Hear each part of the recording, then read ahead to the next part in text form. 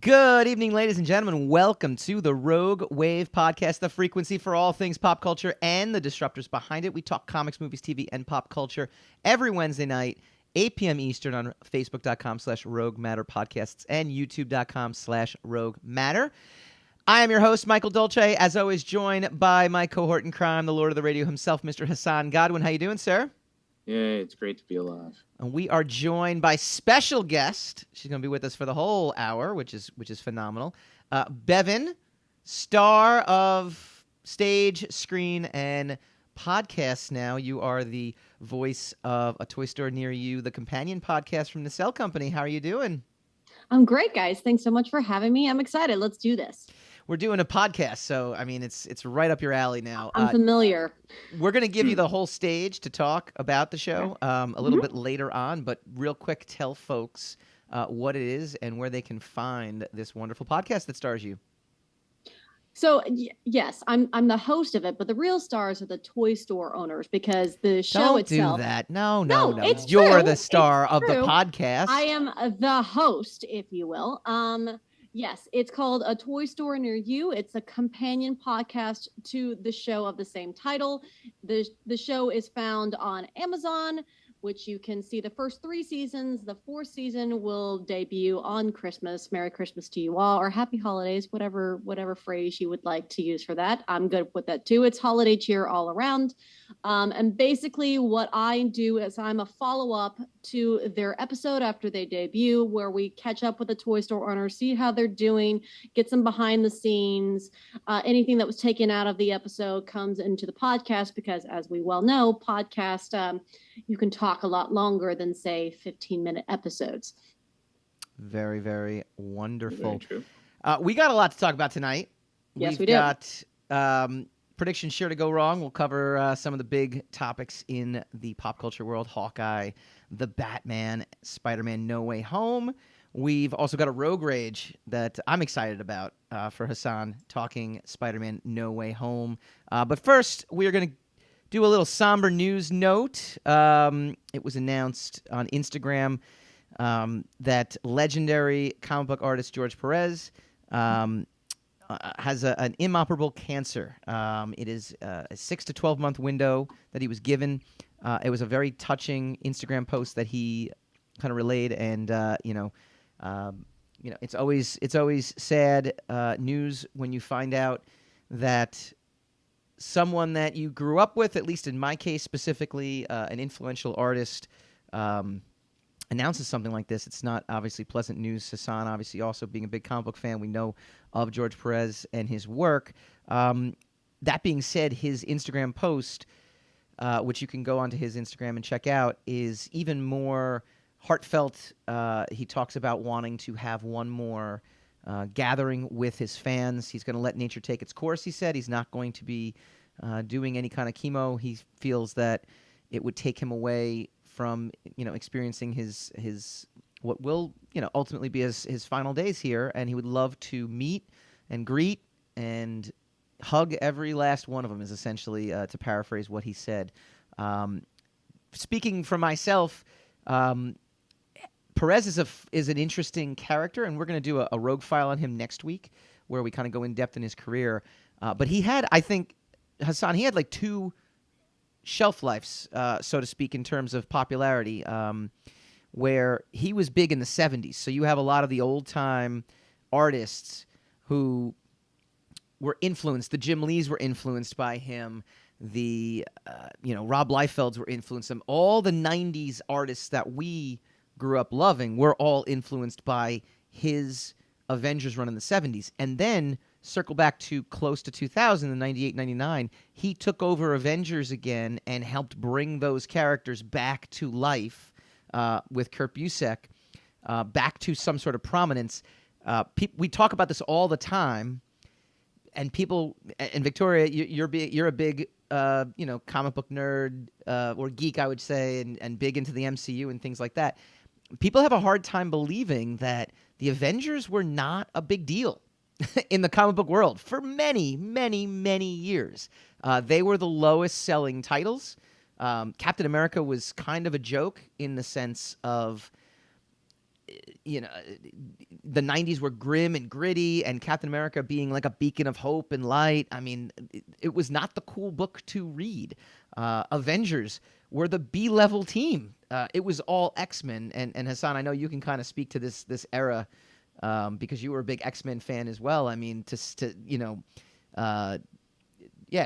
talk about that in terms of just to give people a point of view that today's world seems baffling. You mean in the context of the Avengers being bigger than the X-Men? Yeah. You pretty much said it. Well, okay. Thank you very much for expounding on it. But I mean, you were a big X-Men fan in the 80s and 90s. And Avengers, did you pick up Avengers at all? Not really, no. Yeah. Not at all. And or the neither Defenders did I. or any of the other like teams. And the New Mutants were actually what steered me into the X-Men. So that's Mm-hmm. I'm coming in all the way out, from the other side. So Perez didn't do he didn't make a big mark in the books that I read when I was a little younger. But it's remarkable how things have changed so much, where the Avengers are like it always should have been that way, seemingly, because the premier characters Mm-hmm. in Marvel are in the Avengers, Captain America and Iron Man, and it was the Super Friends, the Super Friends version for Marvel. So it seems like they always should have been at the forefront, but they just were not. Yeah. Wasn't a big it wasn't a big title in my era. Yeah. Before my era, they were huge. My uncle used to read the Avengers and mostly Thor. Yeah, and that was the George Perez era, and that's the thing. Yes. He was the bookend to Avengers when they were popular in the 70s, and one of the premier characters and premier lines, I should say, for Marvel. And then he helped actually usher what we now consider to be the start of like the next wave of popularity for Avengers, which eventually turned into the MCU. So, devastating news to hear, obviously, and a very heartfelt Instagram post. So I definitely recommend checking it out and checking out his work because he's done so much. And we'll go into more detail next week when we do a Rogue File on him. We'll have guest Darren Sanchez, who worked at Marvel for many, many years as well, too, and as a longtime comic fan. So we'll get his take on George Perez's impact on the industry. There is a Facebook page, so it's at the George Perez on Facebook.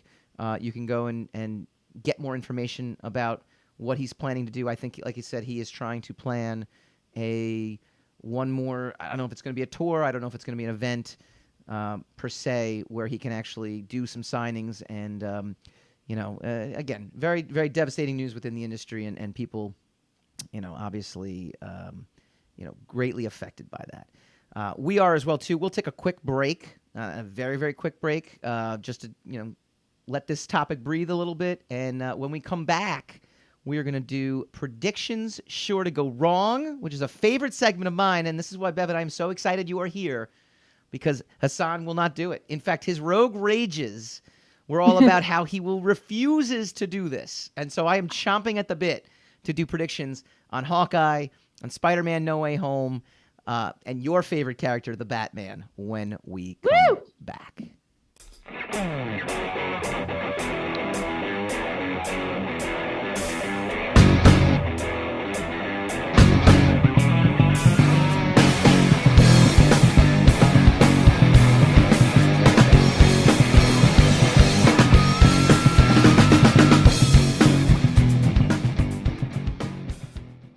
Welcome back to the Rogue Wave podcast. This is Rogue Predictions, sure to go wrong. I mean, what would you do if I wasn't here, man? Because that's all you do is just talk about what I will or won't do. So, like, what would this show be like if I wasn't here? All right. Bevin, enjoy, Bevin.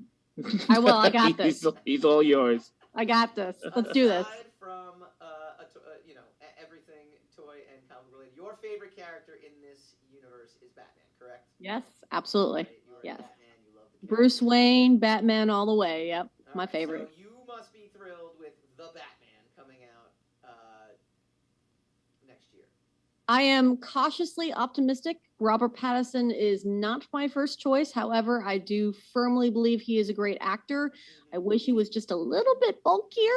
But that's just my female hormones going wild for a beefy Batman.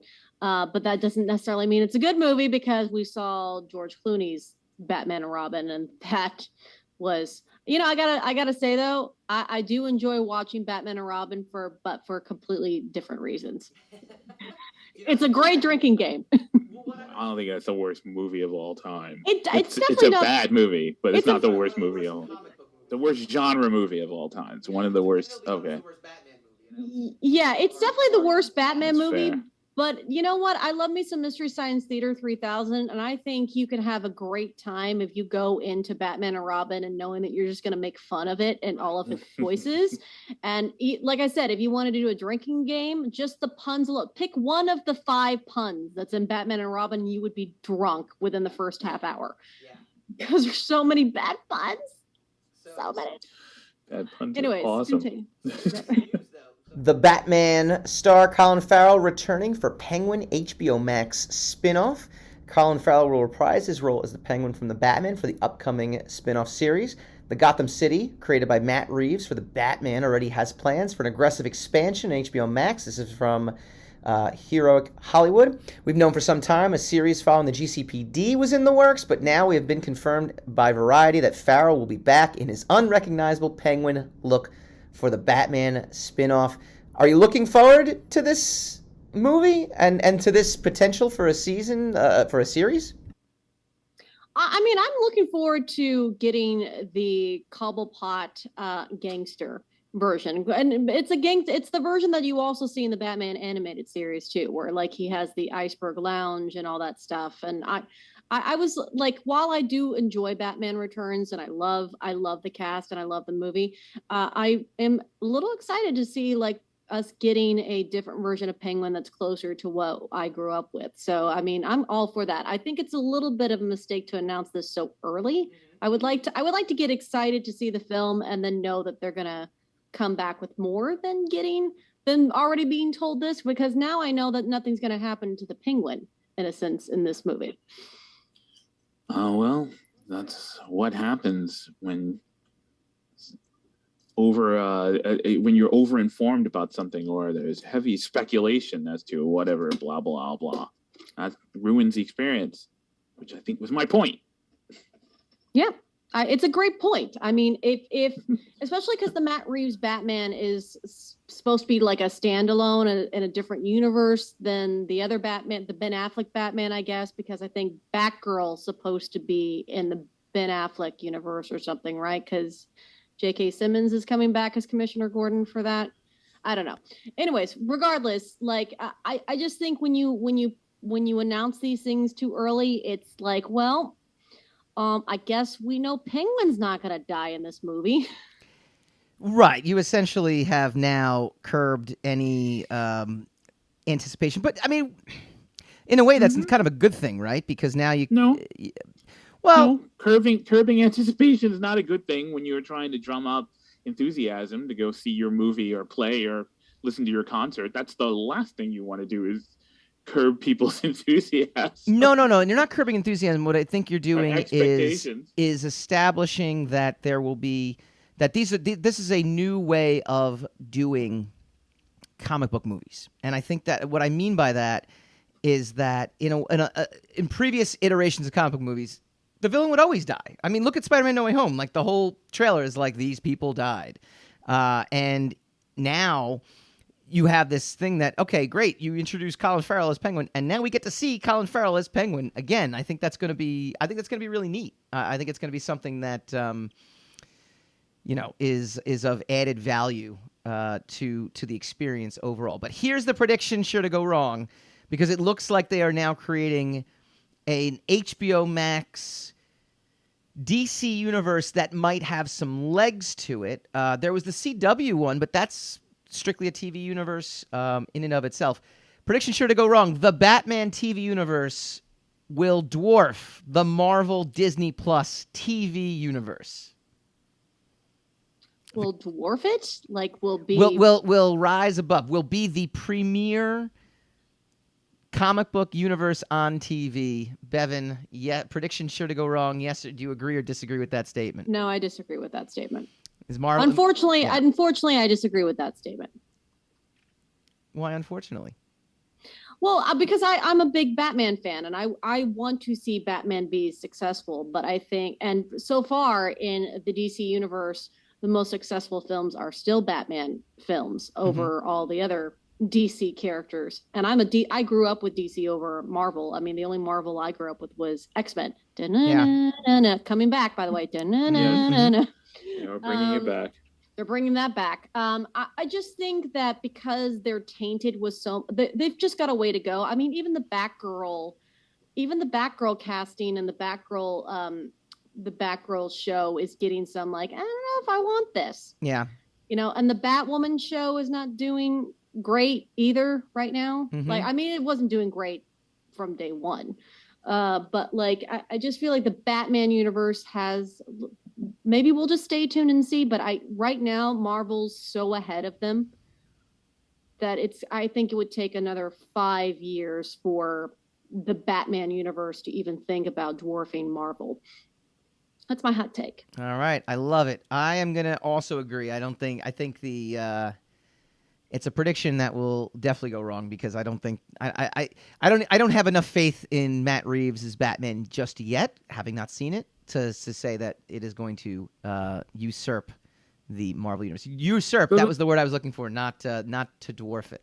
Not to dwarf. Why couldn't the idea of Matt Reeves' Batman be like, is this going to be a good movie or not? You see what I'm saying about it? Like it's so overblown that now you're discussing the universe that will spring from the movie. You see what I'm saying? It's right. Too much.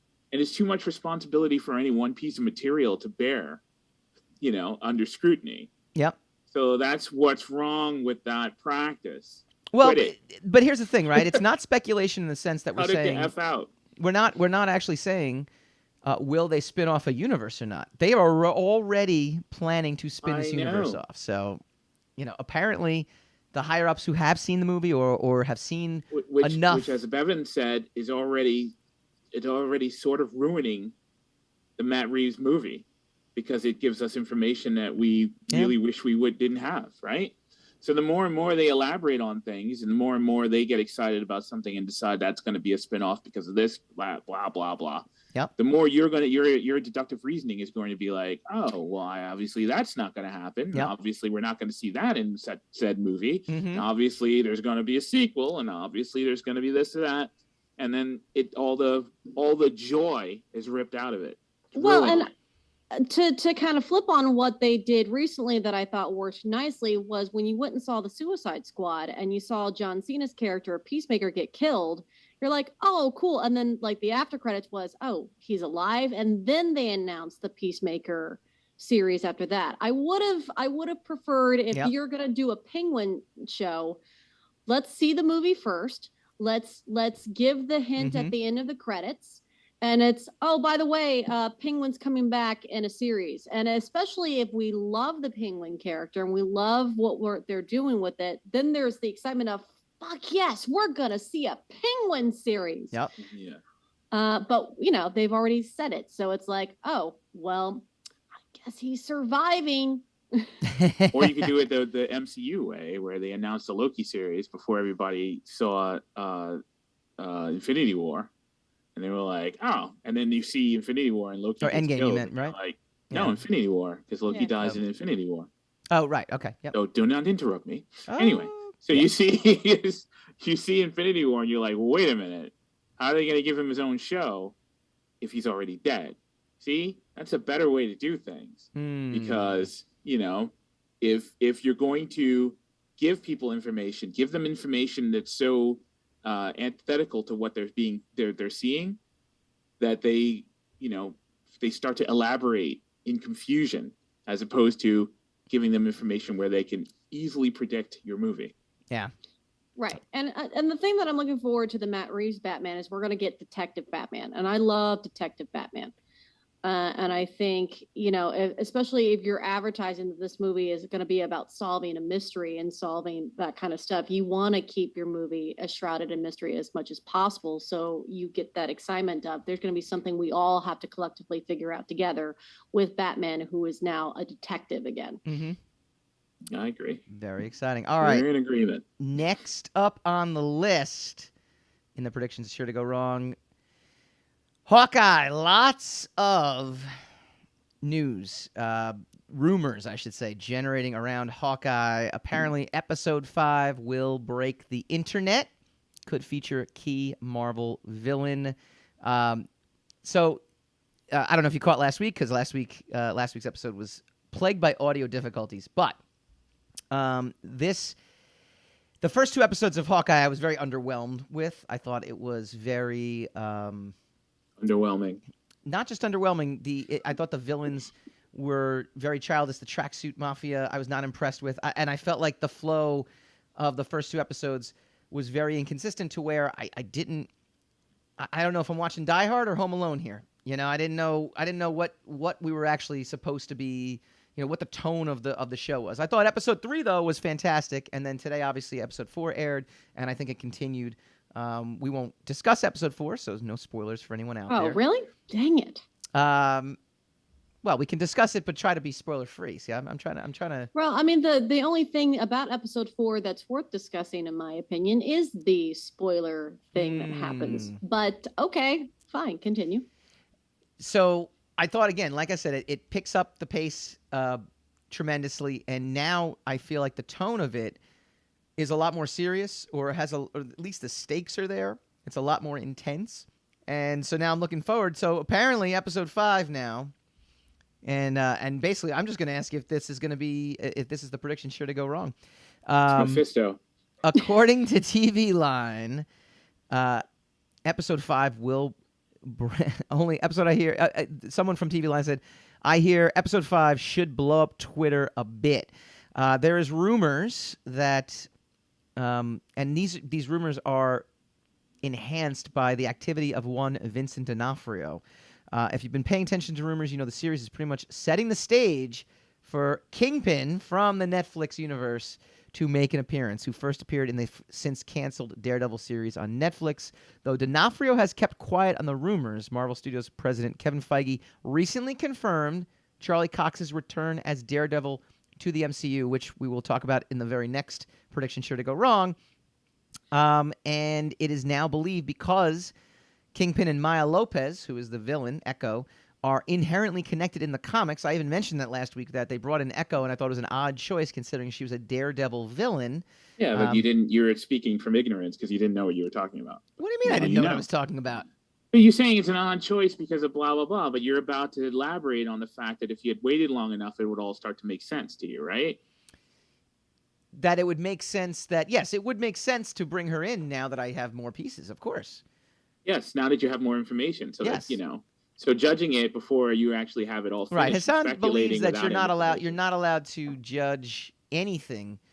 No. I believe in calling you stupid when you misjudge things. That's what I didn't. Well, but here, so your prediction should mark it down. Hassan's prediction should have go wrong is the Kingpin will make an appearance in episode 5. I didn't say that. I said my prediction sure to go right is that if you wait long enough, all will be revealed to you. That's not a prediction. That's a fortune cookie. Absolutely a prediction. That's a fortune cookie. That's not a prediction. It's a fortune cookie and a prediction. That's one of those fortune cookies, like when you eat the fortune cookie. Wait, what's the prediction? Wait, back on track. Hang on. No, it's a very important analogy. So, when you get the fortune cookies and you pull the paper out and you're like, that wasn't a fortune. It's like, you will have a great day.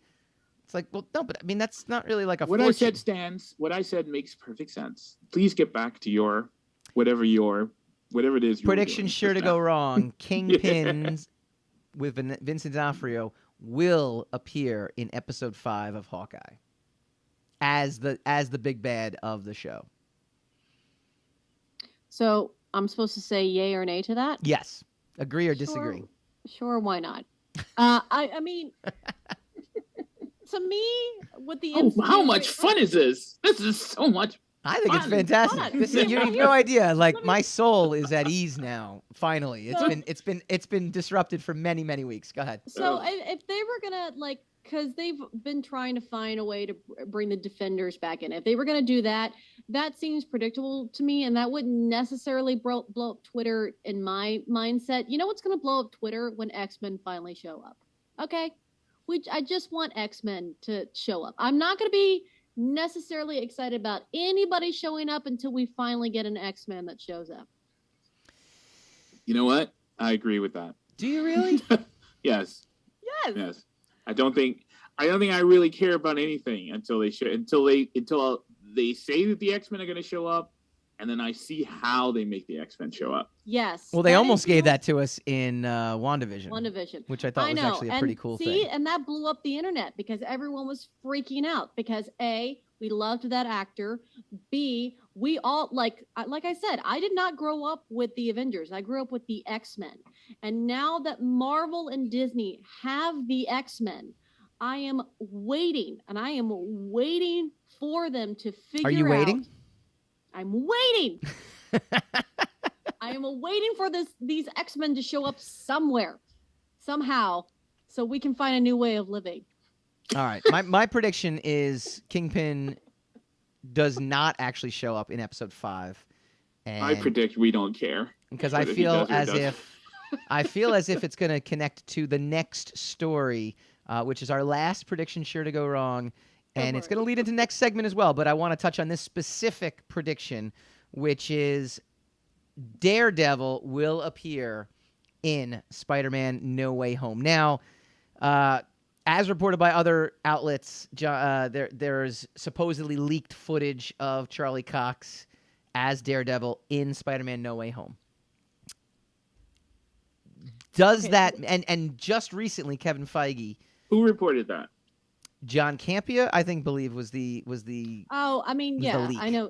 I know of John. I don't know John, but yes, yes. he's big on these predictions and making videos about them. Yeah. Hassan Yes. hates making predictions but watches his show religiously. I think he watches Yeah, his show but more than I and he's the reason I hate making predictions because So, there's a you lot hate of making times predictions where- because you watch the show that you don't like. there's a lot of times when he's not correct, but Yeah. the things that I hear sound great, and then when they don't end up happening, and then we're just left with a wrap up of him the next day going, well, it could have happened, like that's a worse feeling than like if I had just watched it and we had left it alone and I watched it and it concluded naturally like the way it was intended to. I might have like completely enjoyed what I saw.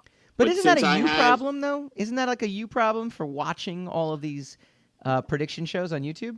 Yeah, let me help you here. Yes, it is a me problem. The only one who's making the me problem, Mhm. other people's problems, is you. Constantly trying to exalt my me problem. But I'm just saying, I don't want to be part of it. I'm I'm just not saying, if saying you that you didn't shouldn't watch be those part of it. other prediction shows and just saved your predictions for our show, then you wouldn't even have this issue. You could make all the predictions in the world and not feel as if you're I'm ruining. off the show. I quit. All right, so prediction sure to go wrong, Bevin. Yes. Spider-Man No Way Home will see the return of the Netflix Marvel Universe, not Doesn't that Hawkeye. movie have enough weight on it of what it needs to do? Oh, we'll Isn't get there- to that. Yeah, well, look, I mean, again, let's circle back to the first predictions where it's like, oh, Penguin's going to get a spinoff series. They've already announced that Tom Holland's coming back for another trilogy for Spider-Man, when at first the thing that was circling around is this might be Tom Holland's last movie, which begs the question, are we going to get a Miles Morales live action from this movie? Are we going to get a Gwen Stacy from this movie? Supposedly, there's speculation that after the next two Miles Morales animated movies are over, that's when Mhm. we'll go to live action. Right. So it's like to me, again, I'm not gonna care until the X-Men show up.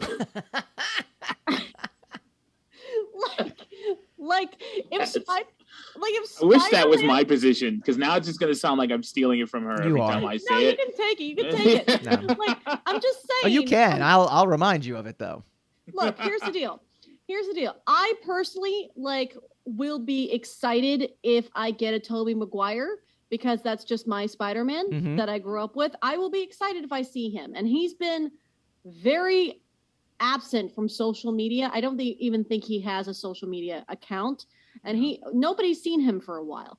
So like if I were to get a Tobey Maguire Spider-Man cameo, and then they announce afterwards that we're going to do like an alternate universe where we finally get a 40-year-old Spider-Man, because I kind of want to see that now, especially after seeing Into the Spider-Verse where we got an older Spider-Man. I was like, dude, I would watch a live action 40-year-old Spider-Man still trying to make this work out. With a dad bod with Spider-Man. a dad bod. Like I'm trying to I would totally be there for that, just because it'd be something different, because we've done kid Peter Parker for so long that I'm like, let's get an adult Peter Parker. And then that's how you could bring in the Miles. I mean, you're kind of stealing from Into the Spider-Verse at this point, but I'm just saying that like that could be how you do it, where you get an older Peter Parker and then you get in the Miles Morales that way. I would be all for that. What was the question about Charlie Cox and the Defenders and Spider-Man No Way Home? I don't care. Well, Sure. save that thought, because Oh, boy. you obviously don't care. My prediction is Spider-Man No Way Home will be the reintroduction of the Netflix universe. That doesn't mean that it won't overlap with Hawkeye, but I think they're going to save that for the movie. Oh, I feel like that's going to come into Hawkeye before it comes into Spider-Man No Way Home. See? So there you go. All right. I love it. Contradictions, conflict. It's the greatest recipe for the greatest show. That's why you do professional podcasting, Yes, I do. as opposed to us. All right. When we come back, Hassan's got a little bit of a Speak rogue for rage yourself. about making predictions. When it Which we comes to already covered just now. Spider-Man No Way Home when we... Well, you're going to elaborate. Yes, I will elaborate. When we return.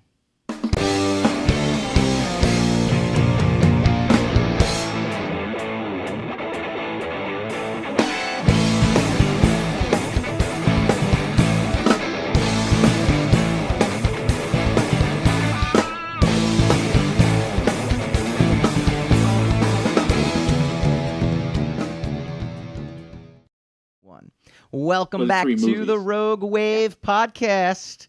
All right, we love to hand Hassan over an entire segment, basically because it's less work for me to I do. love being fetishized. We call this segment Hassan Godwin's Rogue Rage. Hassan, take it away.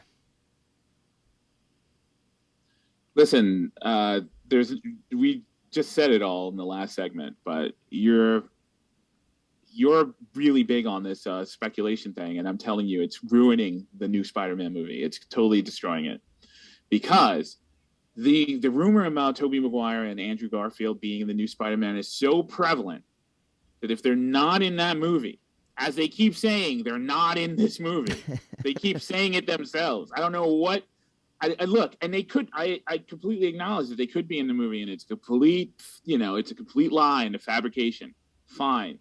But if they're not in the movie, people are going to decide that the movie is no good because they should have been in the movie. And now that movie flops, even though it might be a perfectly good movie, because of speculation that had nothing to do with anybody who made the goddamn movie in the first place. You understand what I'm saying? I do. That's why speculation destroys things. This movie is now hinging on the inclusion of two people whose involvement in the story has been a pure matter of third party speculation, unless the information leaked.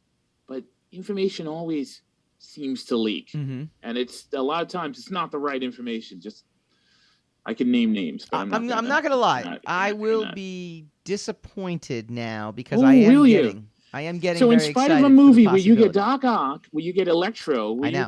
where you get Green Goblin, where you get all these things, and Spider-Man, and Doctor Strange, and blah blah, you're still not going to consider that movie a good movie. Oh, I didn't say that. No, I you said did. there You will just be did. Just there now will you be did. a touch of me that will be disappointed. Yeah, if and they I come in. understand a touch of you that's disappointed, and it just exalts itself, and it becomes an entire segment of the show. So I know you're not going to like it, right?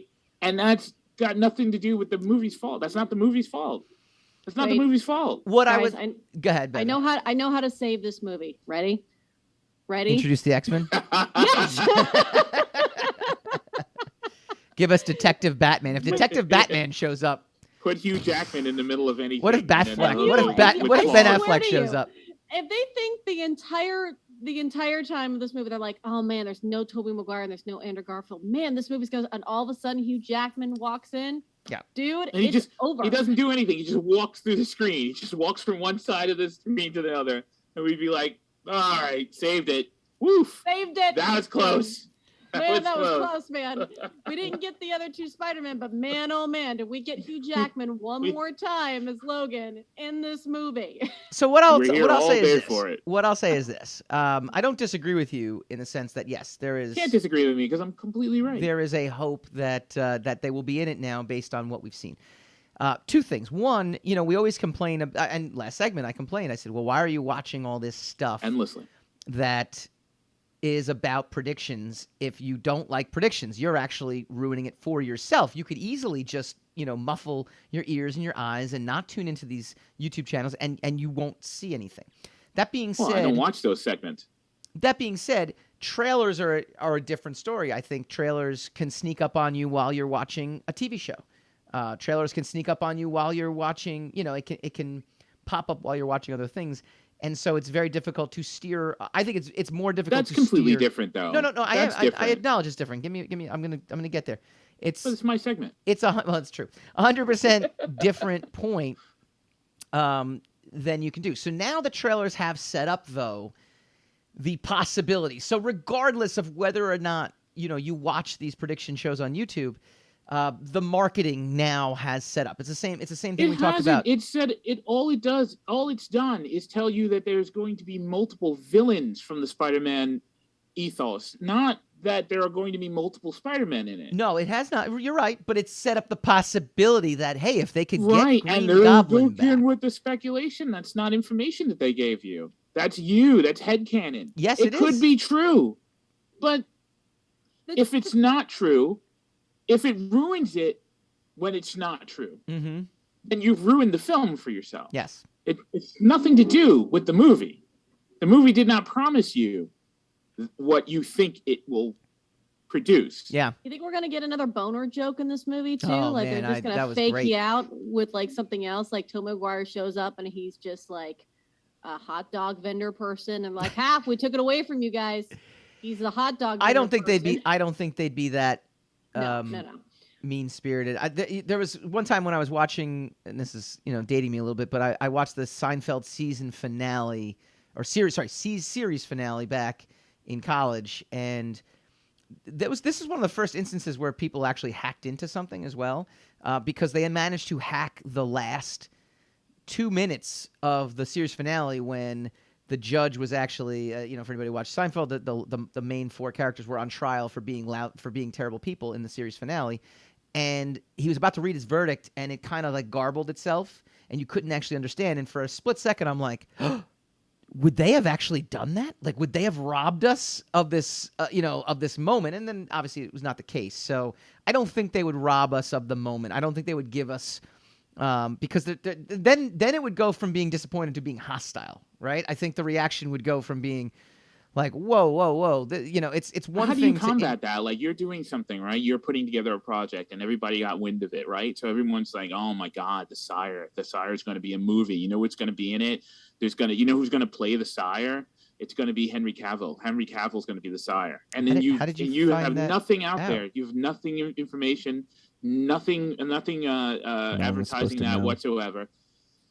And then your trailer comes out and it's not Henry Cavill, and everyone's like, "Oh, this is gonna suck because Henry Cavill's not in it." Whose fault is that now? Who suffers what's that? actually pretty exciting? Because then it would lower the expectations for No, the movie answer the question. so Like, much. try to answer that question. Like, stay with me. Right? You like, whose fault would that be? If I was the one. No, not you. I'm saying if it was under complete speculation that this particular star was going to play the titular character in your story, and it turned out when the actual trailer came out that that the actor was not portraying that role, and everyone was like, "Well, this is going to suck now because Henry Cavill's not in it." Whose fault would that be? It would be the Kind of similar to movie-going Masters audience. of the Universe, Revelations, Kevin Smith thing, by the way. What's that? Wait, you interrupted him while he Sorry. actually got an answer out of him, which is so rare. What did you say? Rogue Rage. My answer. No. I said it could be the movie-going public. I'll go Ridley Scott. I'll blame it on the movie-going public. It would be them. It would be anybody who said something that was going to happen or said something that should happen that they have no proof is going to happen, and then predicated the goodness of whatever that material is on this speculation. No. I didn't blame the people. I didn't blame the people speculating. I blamed the people listening to those speculators for ruining it for themselves. Yeah. And we're not talking about you. We're talking about me. I'm answering the question. That's what I'm saying. No, that's my question. I answered it. You can't re-ask the question. Why not? Whose fault would it be? I said it was the movie-going public, and I'm but elaborating. But whose fault is it when that becomes the zeitgeist? The movie-going public for listening to all these people. There you go. The people are not at fault. Yeah, but all the people are in the movie-going public, though. Even the punditry of the movie-going public. No, right? I'm not blaming the punditry. Everybody is. You have the decision whether or not to click on that YouTube video or to read that headline. Now, in our case, we get spoiled because, we have to stay up on this kind of stuff. Well, I also think, too, what they've also set up is that something is coming that they're not revealing in this movie because of the trailer at the end where Doctor Strange says, they're coming, all of them, and I can't stop it. I butchered his exact line, but basically... That's close enough. That's basically what he says, which insinuates that there is something coming that he cannot stop, and it's all of them. So therefore, there is going to be a reveal of people in there, and that is meant to ignite speculation and to get people talking about it, because again, that helps buzz and that helps get tickets into the theater, right? Yep.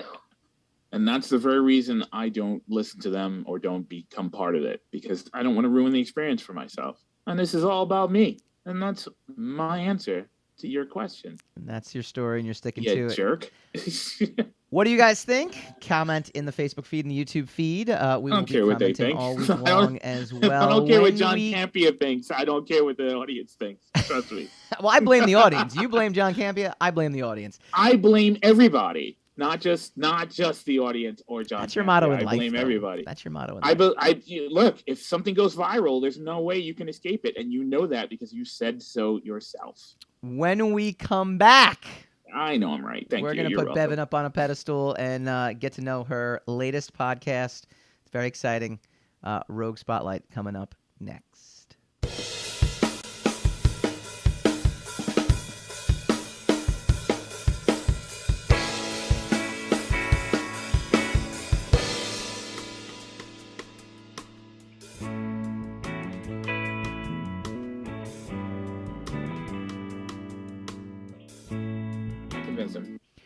Welcome back to the Rogue Wave podcast. We are happy and delighted that we are joined now on the big screen. She just joined us for the bulk of the previous segments, but now she gets her own spotlight. Bevin, a Toy Store Near You podcast. It's a companion podcast to the Amazon Prime show. Talk to us about the show itself. I want to know just tell us what it is so we don't have to listen to it. Yeah, so basically, it is a companion podcast to the show, and the show in itself highlights vintage toy store owners for the most part, or like mom and pop toy store owners. And it came about because when the pandemic happened, CEO of Nacelle, Brian Volkweiss, also my good buddy, decided, oh my God, I don't know how these toy stores are going to survive this pandemic. I would love to highlight them and give them more of a platform so people can know that these stores are out there. And also he personally just loves toys himself. I mean, the Nacelle company, for those that don't know. Oh, we know. They know. They made the toys that made us, the movies that made us, Behind the Attraction on Disney Plus, and they have other ones that they have made as well, but those are the ones that usually people recognize off the top of their head. And so they set out to have a mission to basically highlight these stores, and they put out a casting call, in a sense, said, hey, toy store owners, apply to be part of this, apply to be part of the show, and we'll highlight you, and we want to hear how you're surviving. So the first season was very much It was very much a shoot it yourself and we'll give you notes, where, a lot of the first episodes were iPhones of like the toy store owners saying, this is who we are. This is where we're located. This is how we're surviving the pandemic. And this is what we're doing. And it caught on to where when we all came out of lockdown, Brian was like, I love this. I want to keep highlighting stores around the globe. And so we're now on the fourth season, where the fourth season is going to come out December, Christmas time, I believe. Mm-hmm. And you will get to see more shows from around the globe. And he wants to keep going with that. So how I got involved was they were making these episodes really short. And Brian's like, there's a lot that we had to cut out. And I want to do a podcast as a companion podcast to them so we can elaborate and expand upon these toy owners. And he called me up and he's like, hey, you want to host a podcast? And I was like, sure. What is it? He's like, toys. And I was like, I haven't played with toys since I was a kid. If someone asks you if you're a god, you say yes. Yeah. So I was like, sure. Do you need me to study on any of this? He's like, no, just ask them questions. And I was like, oh, I can ask questions. Questions are great. So that's how I got involved. And the podcast is basically, I'm asking them behind the scenes of their episode. I'm asking them how they got involved. I'm asking how they've been doing since the episode came out. And I'm asking them why all of them were in rock bands before they decided to become toy store owners, which is very perplexing to me. And then what's their deal with Funko Pops? That's actually, wow. Okay. That's got me intrigued now. I want to know about the rock band connection to starting a toy store. I want to know about the Funko Pops thing. I want answers to that question. Yeah, no, honestly, it depends. It depends on who you're talking to and which episode, which is why you got to tune into the episode to see what they say. I also asked them what conquest toy they have, like the toy that they will scour the earth until they find this toy. Wow. Is there a consensus? Is there an average of what that toy is? Always different. It's always different. It depends. Right. It depends on who I'm talking to. And it's the same thing with the Funko Pop. And everyone also has a different answer for the rock band thing. But the general consensus seems to be that it's all based in nostalgia. It's all based on wanting to, be young. And, rock band members are living the dream in terms of being young and sexy and hot. And, same thing with toy owners. I don't know if they're young, sexy, and hot as toy owners, depending on the toy line. This would be known as the second career option. Yeah. It's the backup career to being in a rock Well, band. actually, I think one or two of them still play in like their local pubs or something like that. Keep the dream alive. I love it. Where can folks consume your podcast, and where can they find you? Yeah, so you can find a toy store near you on anywhere. Basically, you listen to podcasts, Apple, Spotify, Stitcher, anywhere. Just type in a toy store near you, and it pops up with my face going like this. It's literally what they chose. I sent them like 5 or 6 different photo options. Don't you worry. We have that exact graphic. There it goes. Boom. Oh my God. And it's so funny because that's not the one I sent them. I sent them like 6 of them, and they just pulled that from my Instagram account when I went to visit Ming and Mike. And I was like, we like this one. They're like, we like this one. I was like, it's got an interesting filter on it, guys. I don't know if you want. Okay. I actually thought they professionally did that up. So even that, I'm. Look, no, I can. This is the inside baseball stuff you can't get anywhere else. Exactly. But I'm on Instagram as multi-million-dollar nacelle company. Oh my God. Yeah, but more. I'm still recording because they keep going with these, and so I'll be interviewing season 4 toy owners soon. But 3 episodes are up already of the first season toy owners, all very vibrant, all very opinionated about Funko Pops. It's a thing. Wow.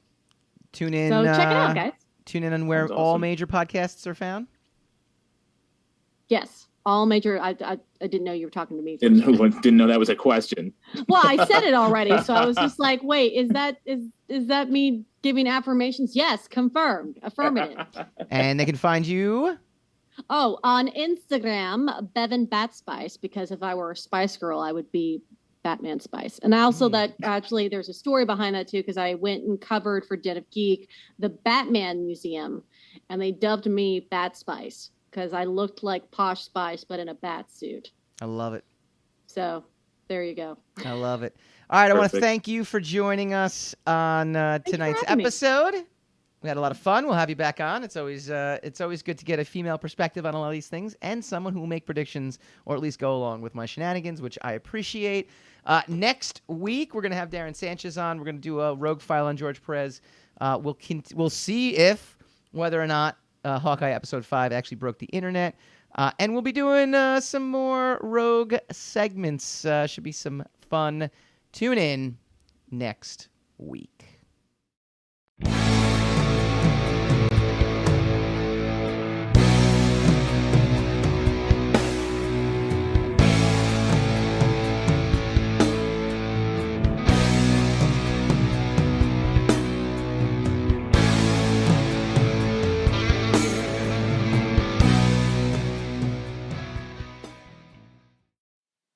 Rogue Wave. Hi guys, Mike Dolce here from the Rogue Wave podcast. If you like this video, please feel free to like, share, subscribe, all that fun stuff. It really helps us out. Leave a comment, let us know what you'd like to see in future episodes, and tune in every Wednesday night, 8 p.m. Eastern, for a brand new episode of the Rogue Wave podcast.